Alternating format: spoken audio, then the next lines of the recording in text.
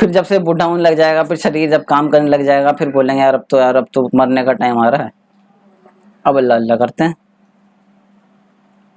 तो ये क्या हम किसको धोखा दे रहे हैं? अल्लाह ताला को धोखा दे सकता है कोई? अपने आप को धोखा दे सकते हैं ना। जब हमें वहाँ पे जवाब देना पड़ेगा, फिर हमसे ये सवाल किया जाएगा जवानी कहाँ खर्च करी, फिर हम वहाँ पे मुंह देखते रह जाएंगे।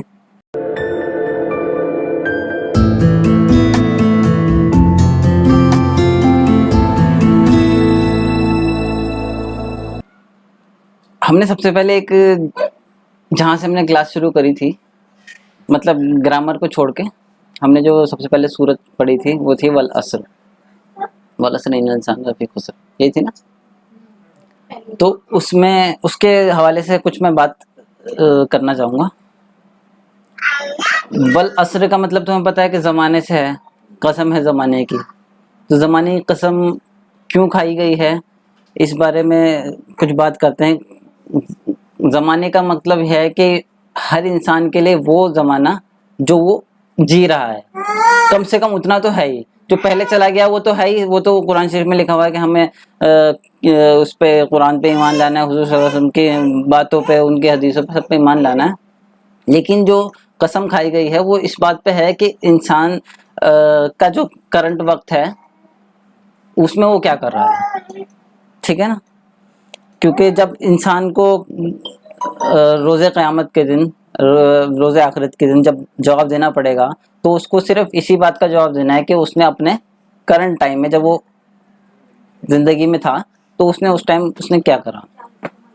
तो वो वक्त कसम इसलिए ज़माने की खाई गई है क्योंकि जब हर एक मिनट, हर एक घंटा, हर एक सेकंड जब वहाँ पर हिसाब दिया जाएगा, तो वो हर एक सेकंड का उसको हिसाब देना पड़ेगा कि आप इस टाइम में क्या कर रहे थे, ठीक है ना। उसके उसके बाद वो आदमी ये बहाने नहीं बनाएगा मेरे पास टाइम नहीं था, उसको हिसाब देना पड़ेगा। तो अभी कुछ टाइम पहले मैंने भैया से भी, फैसल से भी कुछ ये बात करी थी कि हमें अपने सही टाइम का सही इस्तेमाल कैसे करना चाहिए। तो एक हम ये देखें कि हम अपने दिन भर के रूटीन में हम क्या क्या ऐसे काम करते हैं जो कि गैर ज़रूरी हैं, हम अपने टाइम का सही इस्तेमाल कैसे कर सकते हैं। तो हमें उसका कम से कम ये देखना चाहिए हम कि अपने मोबाइल में कितना टाइम देते हैं, अपने दूसरे कामों में मोबाइल के अलावा, जैसे गपशप में टाइम दे देते हैं, ठीक है। और हम टाइम बचाएंगे तो हम टाइम बचा के, सीधी सी बात है, हम सोचते रहेंगे हमने आज क्या काम कर, हम लिखना शुरू कर दें नोट कर, आज हमने सिर्फ 24 घंटे में से 8 घंटे सो गए तो 16 घंटे बचे, 16 घंटे में सिर्फ हमने 1 घंटा अपनी इबादत को दिया, ठीक है। तो हमें अगले दिन अगर हमारे अंदर थोड़ा सा दीन होगा तो हम सोचेंगे यार हमने थोड़ा सा कम दिया, तो हम इसके इंशाल्लाह अगले दिन कुछ ज़्यादा कोशिश करेंगे, थोड़ा सा बढ़ाएंगे, उसको धीरे धीरे बढ़ाने की कोशिश करेंगे। अब जैसे अब मैं खुद अपनी बात करूँ, जब मैंने आज तक बचपन शुरू से लेके अब तक का मैंने कुरान शरीफ नहीं पढ़ा, और अब लेकिन जब हमने ये नियत कर ली कि हमें करना है, पढ़ना है, तो हमने उसको पढ़ के दिखाया, ठीक है। अब वही बात कि अब शैतान आज़ाद हो चुका है, उसके बाद मैंने कोशिश करी मैं कुरान शरीफ को पढूं, लेकिन वो उस टाइम से टाइम नहीं मिला। अब मैं तो अपने आप को बता रहा हूँ कि मैं बहुत ज़्यादा बिजी हूँ, और हूँ भी, ठीक है, क्योंकि मैं सुबह ऑफिस जा रहा हूँ। लेकिन इसी शेड्यूल को देखते हुए मैं रोज़ जब 2 घंटे निकाल सकता था, लेकिन अब नहीं निकल पा रहे हैं। ऐसा सभी के साथ है कि नहीं, हमें पता है ऐसा सभी के साथ है। जब मैं उस टाइम भी 2 घंटे जब निकाल रहा था, ऑफिस में पढ़ रहा था, मैंने कोई दिन टाइम नहीं छोड़ा, लेकिन अब ये पता नहीं कैसा वक्त आ गया कि अब हमें टाइम ही नहीं मिल रहा है कि नहीं। तो हमें अपना ये वो करंट वक्त है, क्योंकि हम फिर ये बहाने हमसे ये सवाल किया जाएगा जब तुम रमजान में ये चीज़ कर पा रहे थे, तो ये फिर ये है वो ज़माना, ये है वो गवाही देगा वक्त कि वल असर जिसको कहा गया कि ज़माना गवाही देगा कि आपने अपने टाइम में क्या करा। और ये चीज़ और है, अगर हम देखें, हमने ये हमारे पास जो टाइम है ना, जवानी का टाइम सबसे ज़्यादा कीमती होता है। किसी भी चीज़ में देख लोगे, अगर कहीं मिलिट्री में जाओगे तो आप जो जवान है, एक लिमिट रखी हुई है किसी भी नौकरी के लिए कि आपको इस एज लिमिट से एज लिमिट तक ही आपको नौकरी मिलेगी, ठीक है। और शादी के लिए भी एक एज लिमिट रखी गई है, इलेक्शन के लिए भी, हर तरह की क्राइटेरिया की एक एज लिमिट रखी गई है ना। जब आदमी 60 साल के बाद हो जाता है तो आदमी सोचता है चलो इसका रिटायर हो गया, कहीं लड़ाई हो जाए, ठीक है, तो आदमी जो घर के जवान लोग होते हैं वहीं जाते हैं, भैया चलो अब लड़ाई हो गई, कहीं अगर किसी हॉस्पिटल में जाना है तो आज को कौन रुकेगा, चलो बुढ़ा है इसको घर भेजो, बच्चों को घर भेजो। जवान आदमी की कीमत वहां पर भी दिखती है। तो ये जब हम ये सोचते हैं कि जवानी की कीमत क्या है दुनिया में, है ना, तो हमें इस जवानी का हिसाब आखिर में भी देना पड़ेगा, ठीक है ना। और हमें ये भी पता है जब हमसे सवाल किए जाएंगे वहां पर, तो हमसे ये पूछा जाएगा कि हमने जवानी कहाँ खर्च करी, हमारा कमाया हुआ माल हमने कहाँ खर्च करा, ठीक है। तो ये जो हमारी जवानी है इसका ही हिसाब देना, हमसे ये नहीं पूछा जाएगा हमने बुढ़ापा कहाँ खर्च करा, क्योंकि जो कीमती चीज है सबसे ज्यादा कीमती है वो जवानी है। जवानी में आदमी बहकता है, जवानी की इबादत सबसे ज्यादा काम आती है। लेकिन हमारे मुआशरे में थोड़ा सा उल्टा हो गया है।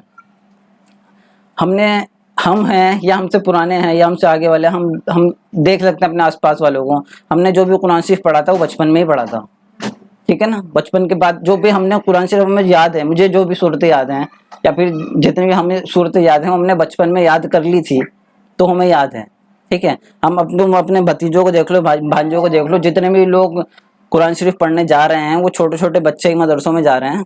जब बड़े हो जाते हैं, सब अपने भाइयों को देख लो, अपनी बहनों को देख लो, हमारे सबको देख लो, जब हम बड़े हो जाते हैं हम सोचते हैं अब हमारा तो जिम्मेदारी पूरी हो चुकी है, अब हमें कुरान शरीफ की जरूरत नहीं, सिर्फ बच्चों को जरूरत है, ठीक है। जब कमाई करने लग जाएंगे, अब दुकान पे चले गए, अपने धंधे पे चले गए, उसके बाद हमें नमाज भी छोड़ दी, हमने कुरान शरीफ पढ़ना भी छोड़ दिया, ठीक है ना। हम इतने गफलत में आ गए, सिर्फ पैसा कमाना है, सिर्फ और सिर्फ पैसा कमाना है, और हमारे पास कोई दूसरा वो नहीं बचा हुआ। फिर जब से बूढ़ा होने लग जाएगा, फिर शरीर जब काम करने लग जाएगा, फिर बोलेंगे यार अब तो मरने का टाइम आ रहा है, अब अल्लाह अल्लाह करते हैं। तो ये क्या हम किसको धोखा दे रहे हैं? अल्लाह ताला को धोखा दे सकता है कोई? अपने आप को धोखा दे सकते हैं ना। जब हमें वहाँ पे जवाब देना पड़ेगा, फिर हमसे ये सवाल किया जाएगा जवानी कहाँ खर्च करी, फिर हम वहाँ पे मुंह देखते रह जाएंगे कि अब क्या जवाब दें। जब हमारे पापा हमसे, जब हम पेपर दे के आते थे, पापा हमसे सवाल पूछते थे ना, तो हमें ये डर लगा रहता था भले चाहे गलत कर दिया, हम पेपर गलत करके आ जाएं, लेकिन पापा को जवाब देना है ना। ये डर रहता था कि पापा घर जाके सवाल पूछेंगे तो हमें पापा को क्या जवाब देना है।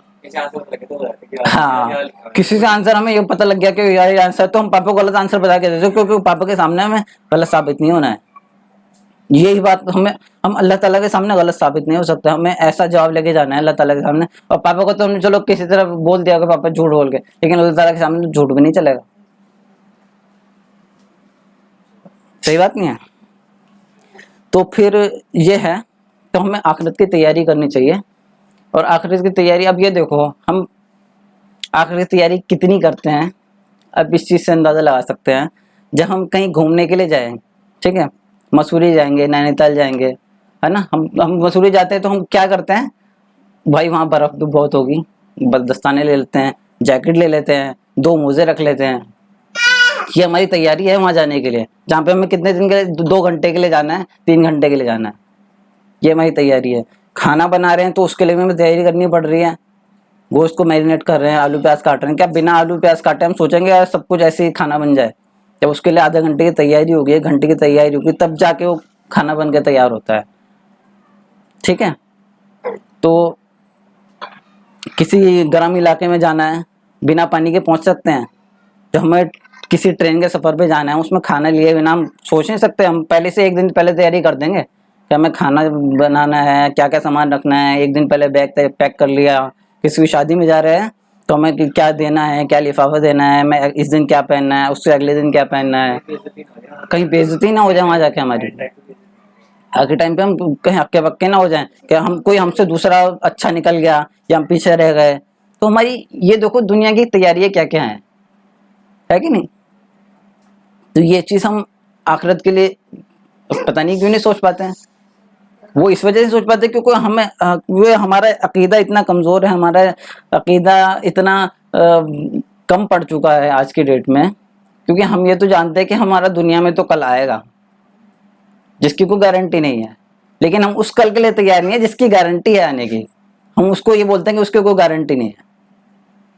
इसका मतलब तो यही हुआ ना कि हम उस गारंटी के लिए तैयार, हम उसको तो बोल रहे हैं कि भाई जो किसका पता नहीं, जिसको अल्लाह को पता है कि वो आएगा कि नहीं, हम उसकी तैयारी करके बैठे हैं। लेकिन उसकी तैयारी जिसके आना ही है, जो रोजे रोजे आखिरत के दिन हमें वहाँ पे हश्र के मैदान में खड़ा होना ही है, हम उसकी तैयारी नहीं कर रहे हैं बिल्कुल भी।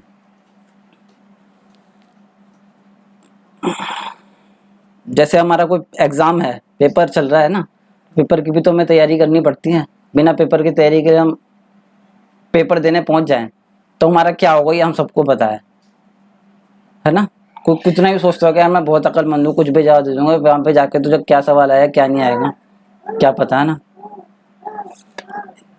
ठीक है, ये लेकिन हमारे ये देखो ना, हमारे ये कैसा पेपर है, ये पेपर हमारा लीक हो चुका है। हमारा कुरान शरीफ हमें ये दे दिया कि भाई ये पढ़ लो, इसमें तो गारंटी है पास होने की, है ना। ये ऐसा पेपर लीक हो चुका है, अल्हम्दुलिल्लाह रब्बिल आलमीन हमें ऐसी दुआ बना के दे दी कि कोई दुआ मांगते रहो तो भाई तुम फेल नहीं हो सकते। अब ये सोचो, अगर हम ये पेपर लीक होने के बाद भी कोई अगर ये सोचे कि नहीं यार ये पेपर गलत है, हमें तो इतना तो कम से कम ईमान रखना चाहिए कि हमें अपना ये जो बेसिक चीज़ें हैं, अल्हम्दुलिल्लाह रब्बिल आलमीन, ये सब चीज़ें होती हैं वरना कुरान शरीफ में, मतलब शुरू के आखिरी आयतें हैं इनका इनका मतलब के साथ, ताकि हम इनको अपने रूह में, जैसे मिट्टी में पानी डाल देते हैं ना तो वो एकदम जज्ब कर लेती है, ठीक है ना, फिर उससे उससे अलग करना मुश्किल है। तो वैसा हमारा हाल होना चाहिए कि हम इसको इतना इतना ज़्यादा अपने रूह में उतार लें कि इससे फिर कुछ पनप के आए बाहर, इससे पनप के आएगा, उसके आखिरत के दिन हमें इसका इंशाल्लाह एक अच्छा अजर मिलेगा। अब इंसान का अकीदा ऐसा है कि इंसान साइंस पे इतना डिपेंड है, ठीक है, वो साइंस पे उसे इतना ज़्यादा मतलब चौंक जाता है, क्या बोल सकते हैं उसको उर्दू में, उसको साइंस पे एतकाद भी है, वो साइंस को देख के ना भौचक्का सा रहता है। जैसे आप नई गाड़ी बना दी किसी ने, नए आजकल रोबोट चल रहे हैं, ठीक है, तो आदमी मतलब ये सोच लेता है कि यार ये कैसे बना दिया, है ना, कितना अचंभा कैसे हो गया। आइंस्टाइन को अभी मैं आज भी एक वीडियो देख रहा था, किसी ईसाई ने टॉप 10 जो लोगों की लिस्ट बनाई, उसमें नंबर 1 पे तो हमारे हुजूर सल्लल्लाहु अलैहि वसल्लम को रखा, नंबर 2 पे उसने न्यूटन को रखा हुआ, नंबर 3 पे उसने ईसा अलैहि सलाम को रखा हुआ। उसका तो वहां पे विरोध हुआ होगा, लेकिन फिर भी मैं देख रहा हूँ उसने नंबर 2 पे भी ईसा अलैहि सलाम को रखा, न्यूटन को रखा, जबकि न्यूटन ने तो ऐसी कोई खोज नहीं करी। न्यूटन ने सिर्फ ये बताया जो कि दुनिया में था ऑलरेडी, ग्रेविटी को उसने पैदा तो नहीं करा, ग्रेविटी को उसने बताया कि भाई ग्रेविटी है, और ये ऐसा भी नहीं है कि पहले थी नहीं या किसी और ने बताई नहीं होगी, लेकिन फिर भी उसने नंबर 2 पे से ग्रेविटी को रखा। तो ये है कि साइंस पे लोग इतना ज़्यादा ये सोचते हैं, चौंक जाते हैं भाई ये साइंस तो बड़ी गजब की चीज़ है कि रोबोट कैसे बना दिया, इतनी चलने वाली गाड़ियाँ कैसे बना दी, है ना। कोई अब जापान में वो रोबोट वेटर बन गए हैं, रोबोट ट्रैफिक सिग्नल पे खड़े हो गए हैं, वो अपना रोबोट हेलीकॉप्टर चला रहे हैं, ट्रेन चला रहे हैं। लेकिन इंसान ये नहीं सोचता कि भाई वो उसको रोबोट का बनाने वाला तो इंसान ही है। एक छोटा सा इंसान कैसे आदमी बन गया, पूरा मतलब इस लायक हो गया कि ट्रेन भी चला पा रहा है, सब कुछ कर पा रहा है, उसने रोबोट बना दिया, उसने ऐसी चीज बना दी जो कि इंसान कभी सोच भी नहीं सकता था। तो उसको उस पे अचंभा नहीं है, उसको अचंभा इस चीज पे है कि वो रोबोट कैसे बन गया। जैसे जैसे हॉलीवुड में पिक्चर बनती हैं, ठीक है, वो उसमें वो नई सी नई चीज, बीमारी जो नई सी नई, मतलब ऐसे ऐसे जीव पैदा कर देते हैं, ऐसे ऐसे खतरनाक चीजें पैदा कर देते हैं इमेजिनेशन पे, कि मतलब सिर्फ ये देखने के लिए इंसान की सोच कहाँ तक है, जबकि सब कुछ क्या बोलते हैं जो सोचना चाहिए इंसान को वो नहीं सोच रहा है कि एक छोटी सी चीज है कि भाई जमीन से कोई चीज निकल रही है और वो पेड़ बन रही है, उस पेड़ से हर बार सिर्फ एक छोटा सा बीज है, वो एक फिल्टर का काम कर रहा है। जमीन से मिट्टी भी है और पानी भी सेम चीज खींच रहा है, लेकिन वो बीज है वो फिल्टर का काम कर रहा है कि ऊपर जाके वो बदल देता है। सिर्फ एक ऐसा, कोई मान लो कि एक छेद है, छेद से निकला कुछ और, अंदर से सब कुछ बराबर बराबर आता है, लेकिन वो बीज जैसे सामने टकराया, बीज के अंदर से कुछ और निकल गया। इस चीज को कोई नहीं सोच रहा है, लेकिन हाँ कि वो अनाप शनाप चीजों पे बड़े खुश हो रहे हैं कि हमने ऐसी खोज कर दी वैसी खोज कर दी। ये बेसिक खोज है, इस पे अगर कोई सोच है कि भाई तो कोई कैसे नहीं मान लिया है।